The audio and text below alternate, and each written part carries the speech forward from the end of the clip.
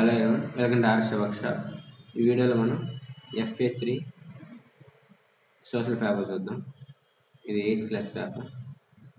So ఇక్కడ మీకు వచ్చేసి 10 బిట్స్ ఉంటాయి. 10 1 10 మార్క్స్. నెక్స్ట్ 10 మార్క్స్ క్వశ్చన్స్ ఉంటాయి. ఫస్ట్ బిట్ చూడండి. Who among the following was not one of the leaders of revolt 1857? వాటిలో ఎవరు వీళ్ళు లీడర్ కాదు? Answer option D, Gopalakrishna Gokhale. So వీళ్ళందరూ 1857 దాంట్లో పార్టిసిపేట్ చేసిన వాళ్ళు. గోపాలకృష్ణ గోఖలే వచ్చేసి మనకి అసలు ఆ టైంలో లేడు, 1900 టైంలో. నెక్స్ట్ సెకండ్ బిట్ చూడండి. The difference between the birth rate and the death rate of a country called. So birth rate death rate difference ఏమంటాం మనం? న్యాచురల్ గ్రోత్ రేట్ అంటాం. Option D. Next third one చూడండి. Who set up Asiatic society of Bengal?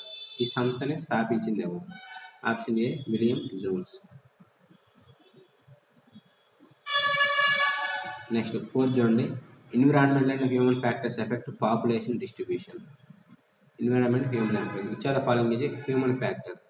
మనుషుల వల్ల ఏది factor? Answer option B, availability of jobs.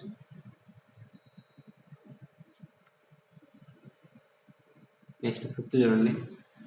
Which are the following measures should be government not follow while setting up an industry in a backward area? Backward అంటే develop కాని ఏరియాలో factory పెట్టేటప్పుడు ఏది follow అవ్వకూడదు? Answer option C, lowering the pay of labour.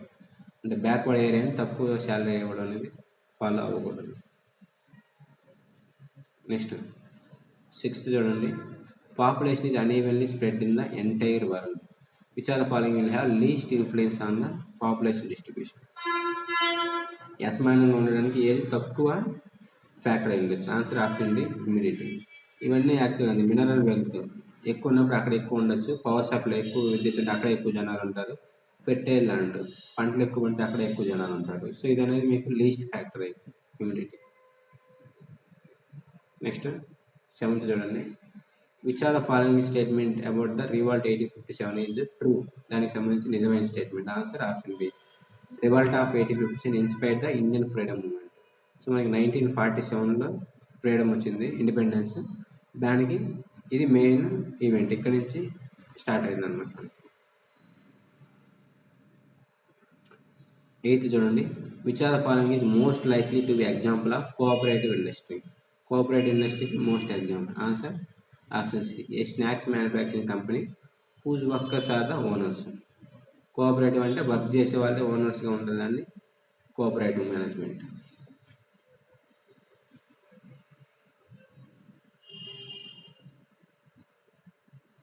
Next ninth చూడండి. Why is the steel often called a backbone of modern industry? Modern industry steel అనేది వెన్నుముక్క అనేది ఎందుకు అన్నారు? Option C, it is heavily used by other industries as raw material. So అన్ని ఇండస్ట్రీలో steel అనేది use అయింది కాబట్టి ప్రతి ఒక్కదానికి దాన్ని బ్యాక్ బోన్ అంటారు. నెక్స్ట్ 10th చూడండి. 10th, after 1854 a new system of vernacular education was introduced. Raman is a son of the farmer studying in a పాఠశాల. After introduction new system. Which are the following is not change he would experience new system? ఏది experience చేసి ఉంటుంది? Answer flexible seating. అంటే మనకి new system వచ్చాయి కాబట్టి ఫీజులో change రావచ్చు, టెక్స్ట్ బుక్లో చేంజ్ రావచ్చు, యాన్యువల్ ఎగ్జామినేషన్ చేంజ్ రావచ్చు, కానీ సీటింగ్ అనేది చేంజ్ అవ్వకపోవచ్చు. నెక్స్ట్ ఇక్కడ 5 2 మార్క్స్ క్వశ్చన్ చూడండి. 5 2 10 మార్క్స్కి. 11th question. List any 2 reasons that made the sepoy mutiny become a popular rebellion. సిపాయి తిరుగుబాటు అనేది మీకు 1857లో జరిగింది. అది జరగడానికి 2 రీజన్స్ అడిగాడు. ఫస్ట్ వచ్చేసి peace and war charged high taxes. Second one push for westernization. ఇవే కాకుండా మీరు డిఫరెంట్ రాసుకోవచ్చు ఇంకా. నెక్స్ట్ 12th వన్ చూడండి. How does the progress of nation depend upon human resources?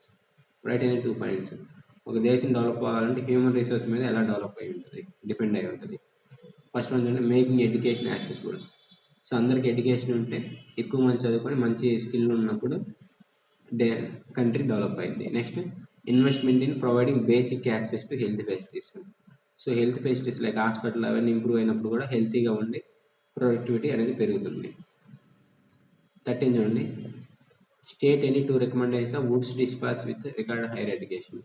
So higher education సంబంధించి వుడ్స్ డిస్పాచ్ బ్రిటిష్ వాళ్ళ కాలంలో ఈ కమిటీ చేశారు. వాళ్ళు చెప్పిన వాటి గురించి రికమెండేషన్స్ గురించి ఎనీ టూ అడిగారు. సో ఆన్సర్ ఫస్ట్ వచ్చేసి universities to be setup in the presidency systems of Bombay, Calcutta, Madras. వాటిలో యూనివర్సిటీలు పెట్టాలన్నారు. నెక్స్ట్ ఇంగ్లీష్ అనేది మీడియం ఆఫ్ ఇన్స్ట్రక్షన్, అంటే హైయర్ ఎడ్యుకేషన్లో ఇంగ్లీష్లోనే టీచ్ చేయాలని పెట్టారు. ఇంకా మీరు వేరే డిఫరెంట్ ఆన్సర్స్ రాసుకోవచ్చు. 14 చూడండి, given below are some famous industries of India. ఇండియాలో ఫేమస్ ఇండస్ట్రీస్ ఉన్నాయి.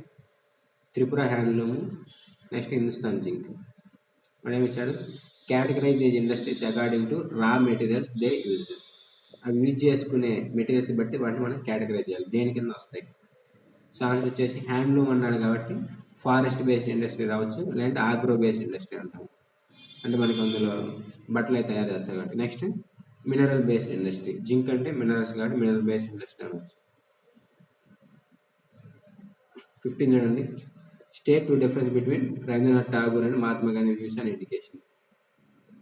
సో ఇది లెంతీగా ఉండేసరికి రాయలేను. సో ఇది మీకు టోటల్గా 20 మార్క్స్ పేపర్.